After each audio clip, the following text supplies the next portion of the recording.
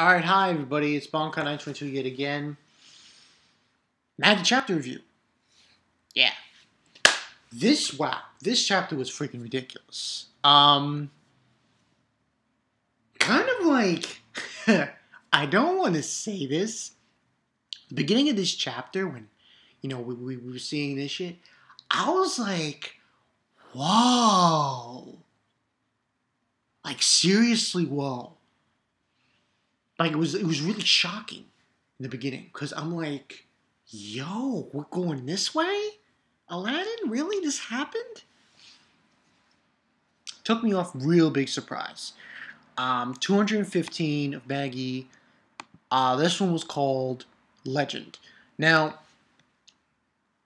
we see a scene, the beginning part of Hakure, Cohen Services, whatever.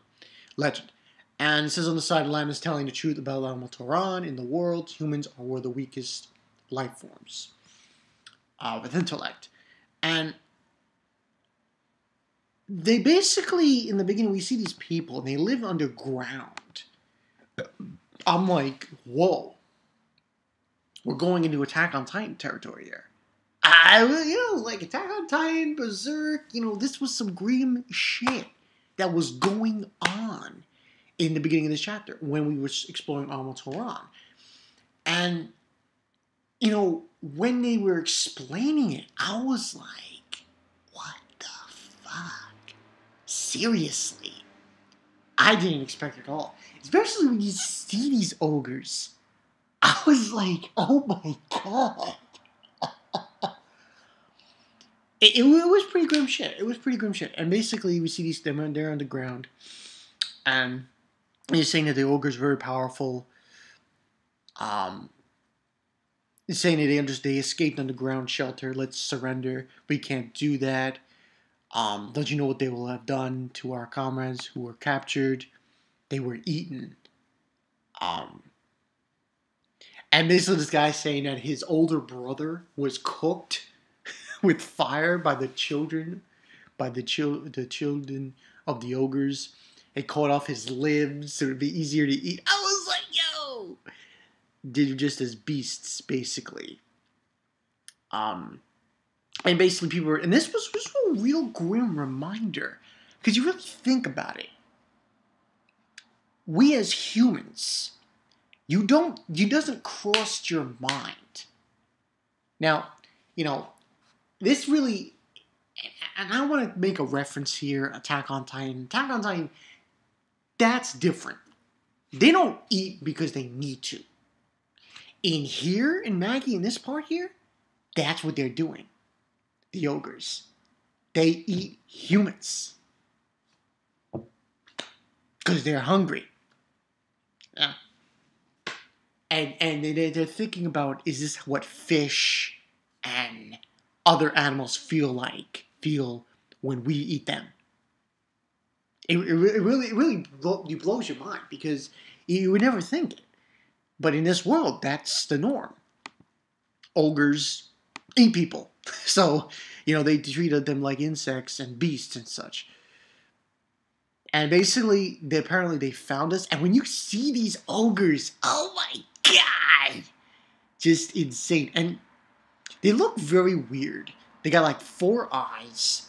They've got this kind of. They look similar to the black. Remember during the part with the medium, and it had those different sections of itself attacking. It looked kind of like that. And they got this kind of mouth, like a how to explain it? It's like this shape, kind of mouth, and they're talking to each other. And one of the ogres are carrying these jars, and I was like, you're carrying these jars, and they're basically putting the jars filled with this liquid, which I think is like coming out like a sticky honey thing, and they're basically hitting the ground, into the ground, underground, and they're getting all these humans, and you have these little kids saying, "Mommy, mommy, help us!" And they're just taking them and putting them in this. They take them and put them in the jar, and I'm like, "Yo, this is sick." And then you have this one person saying, "Dear God, if you really do exist, why did you abandon us?" And God shows up, and then we go back to Aladdin. Now, this version is similar to when the world's destroyed in the same way, but this God is actually the creator of Almatoran, which is pretty a big deal. And Aladdin basically goes into details saying that it's not a black monster. It is actually he came from the heavens and he erased the ogres in an instant and gently brushed the humans with his hands. And from that moment, humans understood everything it was, the creator of that world, and so on and so forth. And his name was Ilah. Allah? I-L-A-H. Kind of a weird name. I don't know if they're referencing, Allah, in like, I don't know, bring that up. But it's Ilah. And that was the god of Almatoran.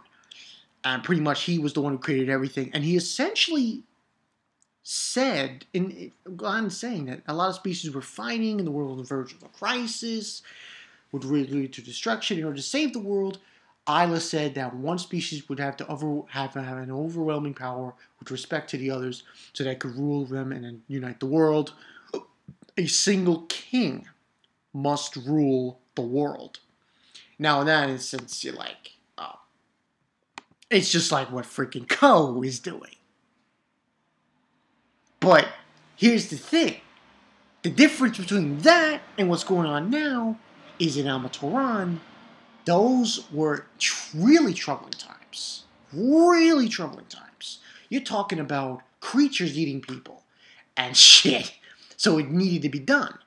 Here, kind of the same thing, but it's not the same because back then there were different creatures and humans were the ones that rose up and so on and so forth. But he goes in details about this, Aladdin. And Alibaba realizes what it meant and saying that the species Ilah chose to rule in the world was humanity. Sinbad mentions like why he chose humans, and he's like, Allah doesn't know about it. He doesn't not sure about it. It's normal for people who are in the world as a level beneath that of the creator to not understand his thoughts. And brings up the point of he gave humans magic. Yeah, he basically states that it was for Ilah who likely that he anticipated humans were the weakest species in the world, were the ones who would wanted to help their friends the most. Pretty much. They would be able to rule the world in a more rational way. And that's when he brought in the power of magic. He gave magic to the humans. We're really grateful because he saved them from extinction, so they swore that they will accomplish the mission he gave them with the power of magic and build Almatoran. They became magicians, basically. So the magicians were first done in Almatoran. There were like 500 of them. And, it was pretty much going on about it, Aladdin, so on and so forth. By doing that, they've given the world towards peace. And Cohen basically mentions, it seems they did it quite quickly. Did things go that easily? He says no. Anyway, moves on from that and saying that they had created the world, the laws that everyone would accept, and then chaos in the world continued for another 8,000 years, and the king who unified the world finally appeared, and he was King Solomon. And he was the strongest, most magician of all time. So, we then get to see Solomon. Finally. What I liked about this was the reveal of the people who were with him, his household. Because his household essentially was the jinns. Yeah. Which I was like, oh, wow, awesome. So, because we see them, and we see Aman. We see, And he's like saying, "Oh, unifying the world, finally be able to do it, so on and so forth." He's crying up, tearing up there. And we see Falcolor, we see Barbados, Mu's Jin, Paimon, which I believe is Hakure's Jin, her Jin. And, they're fooling around stuff. And we see Zygon, we see Astaris, Agaris, Vania, a bunch of the Jins.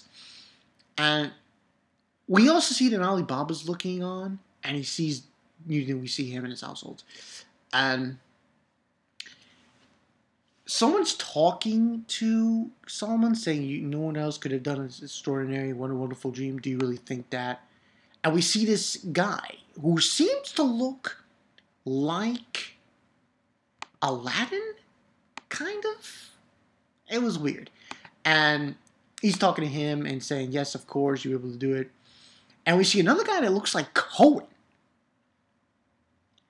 And it's like, his name is Ethan. And the guy, I don't think it's Solomon. It's somebody else that he's looking at. And the guy looks like Ugo. And apparently it is, according to Aladdin. And that's Ugo and so on and so forth. This is where he born. Could that have been that woman was with him? And then basically Aladdin goes from that to saying that all life was erased. That's why the reason why I want to tell you what happened. If I tell you, I'm sure that we won't make the same mistakes, kings in their household. Please listen to what I have to say. And now he's going to go into details, Aladdin, about the truth about King Solomon, about what happened, how the kingdom was destroyed, all that jazz. And that's the end of the chapter. Now, overall, I was really surprised. I did not expect it to be that gruesome. No, I really didn't. That whole in the beginning, that was freaking crazy. Now, I say, as far as Cohen and Sinbad are concerned, they got to be really careful here. What Aladdin's about to tell them, only one thing can really come forward for this. Aladdin's basically looking at them saying, "Listen, you guys have to work together." As simple as that. Okay, no backstabbing, no, I'm going to do this to this person, I'm going to do this to that person. You need to come together.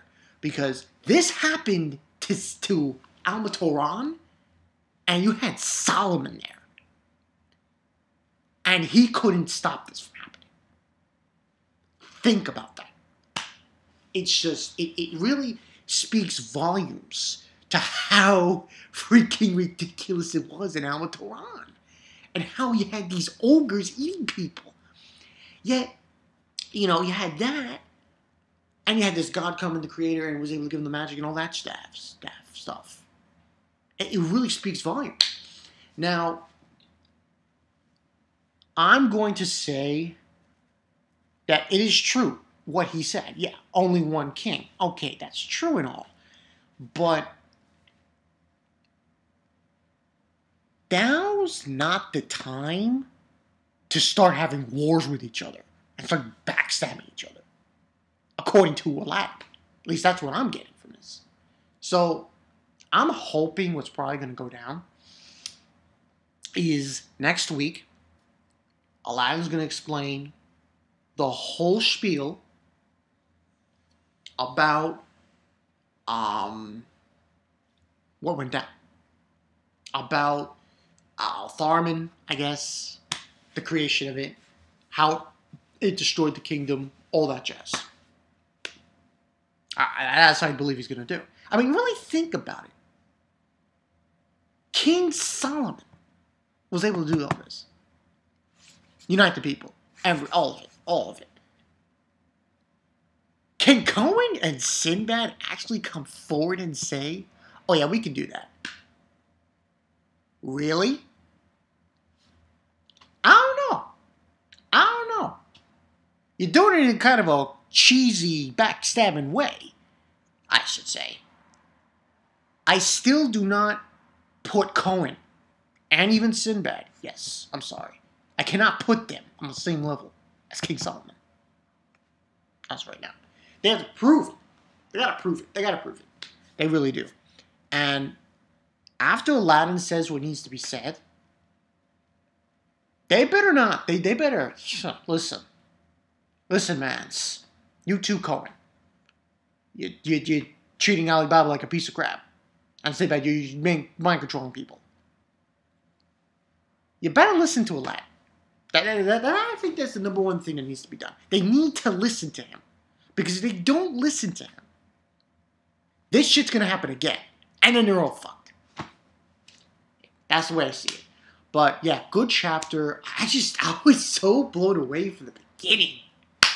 That whole thing with ogres. Ah, yo, that was sick.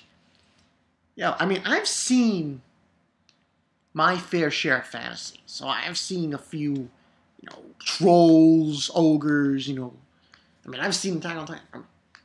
But that was just on some other level, though. Because he had these ogres, and they were just taking these sticks with I guess that was honey or some shit. That was insane. And they were eating people. Yeah. That was pretty barbaric. Yeah, so, I mean, hey, go figure. But yeah, good chapter, like I said, Bankai 922. Let me know what you guys think about this chapter.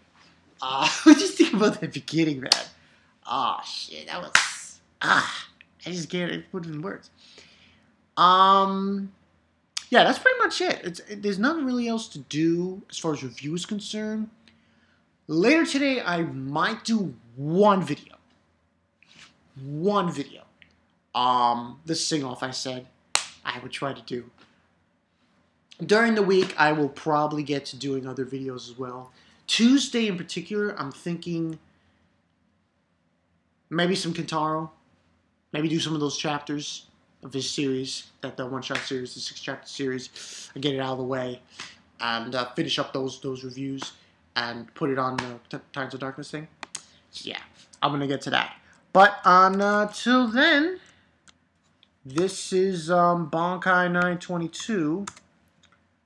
I'll see you guys later. Peace.